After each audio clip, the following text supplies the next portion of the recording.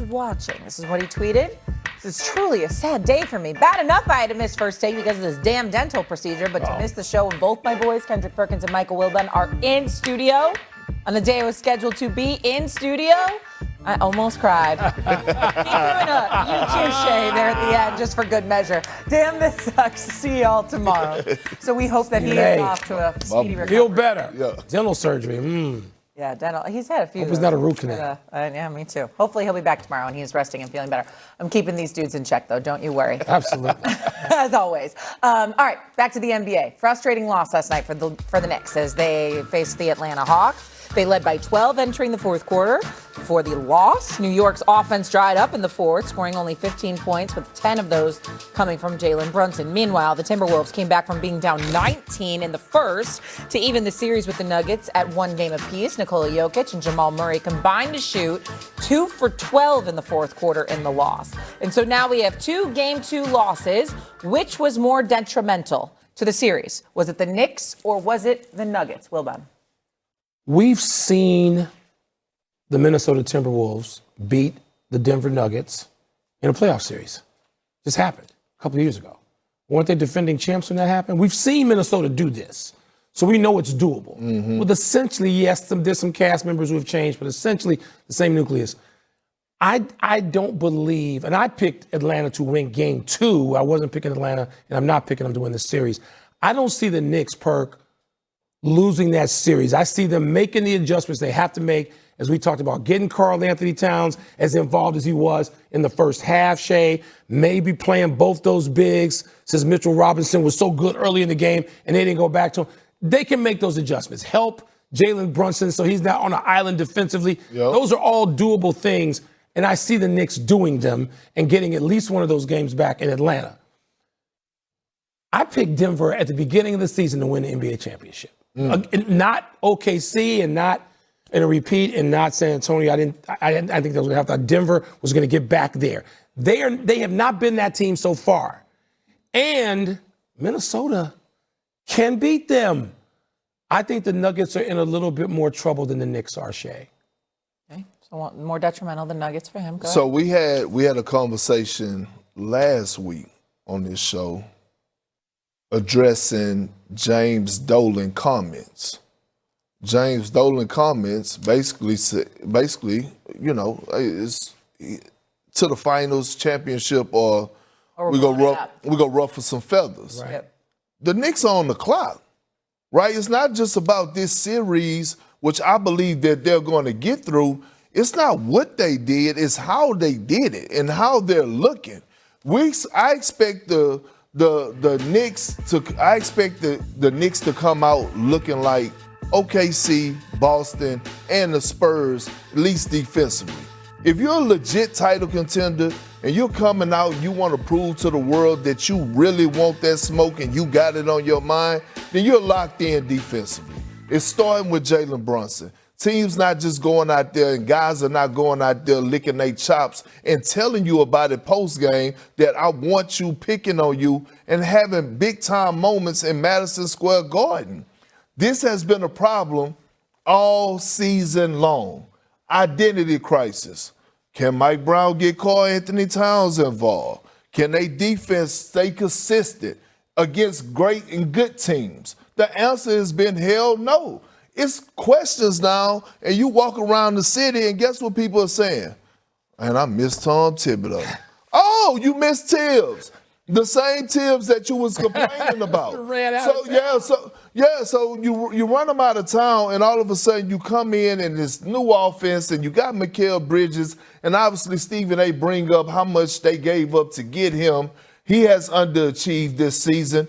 They are on the clock. And last night should not only put the Knicks on notice, but it put the rest of the world on notice that, hey, are these guys front runners?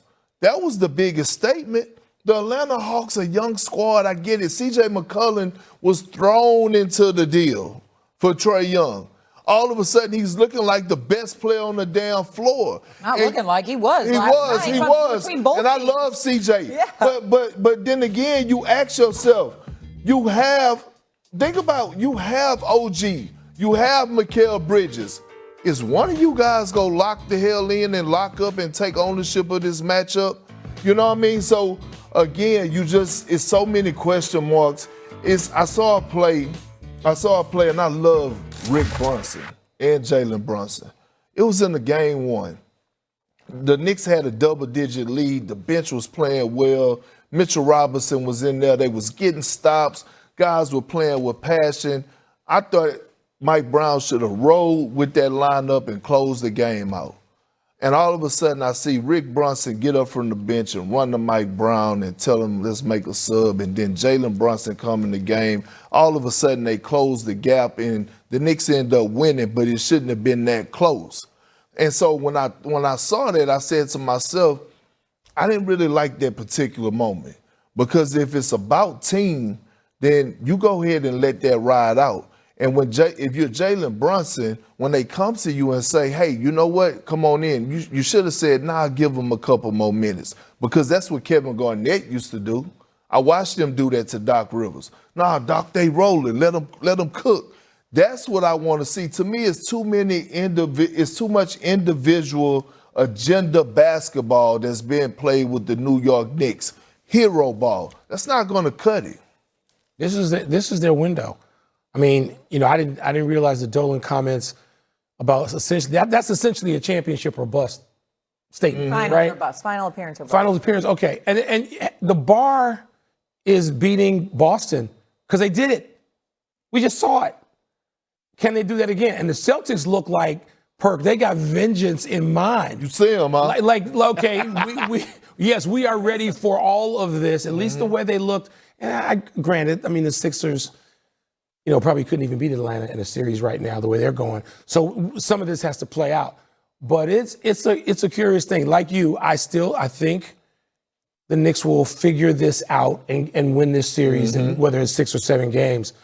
But this Minnesota-Denver thing is a real rivalry. The fact that they went after each other after the game like that, Perk, that reminded me of aughts basketball in the 90s and 80s basketball. And it wasn't just one guy. It's constantly. And you could tell. Think about 2-3 years ago when they had Jamal Murray throwing heat packs and throwing temper tantrums at the referees. He couldn't bring the ball up the floor. Like, it's been smoke there. But that's what you want. And they're not shying away from it. And again, going back to that series, I had Minnesota picked to win. I got Minnesota picked to win this series in 6, but we gotta start holding Jokic accountable defensively. Yeah. It was horrible what he displayed last night. They was getting bombed. You could tell he was the focal point of the game plan. They have zero rim protection whatsoever. And they got to figure that out because they're going to continue to put him in action. But listen, this series is going to be a brawl for it all. The one thing I will not do is count Jokic out to get his numbers because you still will look up and he's still going to have a 25 to 30-point triple-double. I appreciate it, man. He's not afraid. He's like yelling at him in his face. He doesn't care. Speaking of in your face, let's get to a quick take here. The Cavs have an interesting situation going on here. The don't blink cam. They blow a leaf blower in fans' faces. It's a competition. How long can you last without blinking with a leaf blower in your face? What is going on? Who thought of this? You know what's crazy? I would actually win this competition because it's no different than how I sleep at night. I got a box fan blowing in my face. But your eyes are closed. No, but I'm saying, before I go to sleep, the fan is on for about an hour and I don't blink. I would actually, if they put up enough money, I would enter this competition. Do we have a leaf blower around here somewhere? I will win This is crazy. This is why I go crazy about the marketing people. You pay somebody to come up with this. Either this is just the biggest waste of time ever or it's brilliant. It's one extreme or the other. I don't know which it is. What if there's something that blows in your eyeball? Like, this seems unsafe. By the way, I was going to say, what do you have to sign? Right. What kind of waiver do you have to find because your eyeballs are out of your head? Like, what if there's debris in those damn leaf blowers? Like, this doesn't seem like a good idea. But Park's like, sign me up. Where's the leaf blower? Anything with air, I'm good. What's the price tag on the money that we win if we keep our eyes open? Cleveland, well done. I think this was actually a genius idea because look what we're doing. We're talking about it, so it was smart. Coming up here on First Take, LeBron and the Lakers. They're looking to go up 2 games on the Rockets. With this